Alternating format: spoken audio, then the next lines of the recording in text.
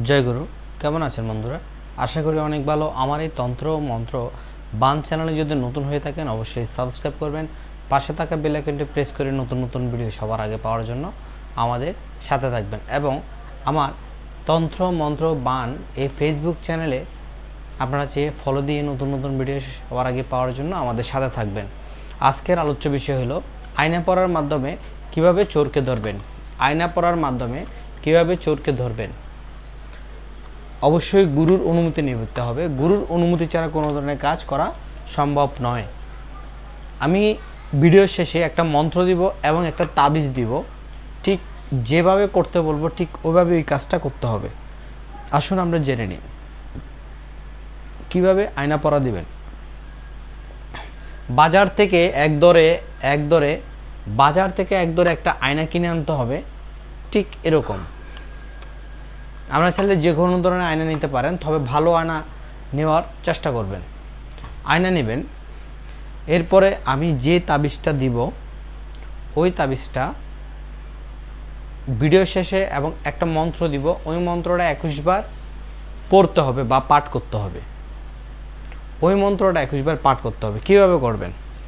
আয়নাটা সামনে রাখবেন, শনিবার, মঙ্গলবার বা পূর্ণিমা রাত বা অমাবস্যা রাতে ওই আয়নাটা সামনে রাখবেন পূর্বমুখ হয়ে।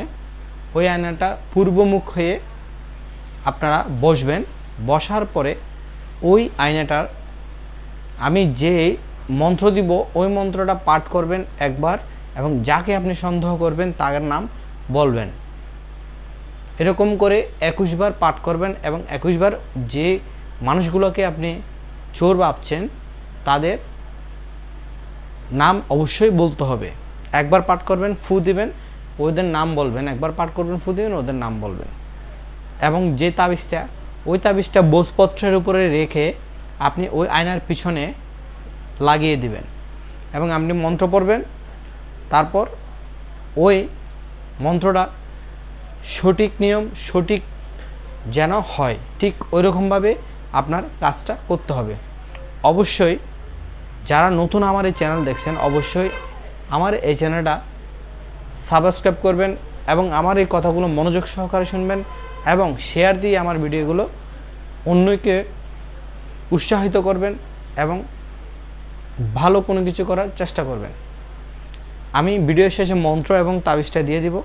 অবশ্যই আমার প্রথমের কথাগুলো ঠিকঠাকভাবে শুনে এই কাজগুলো করবেন এবং গুরুর অনুমতি লাগবে। আজ এই পর্যন্তই। সবাই ভালো থাকবেন। জয় গুরু।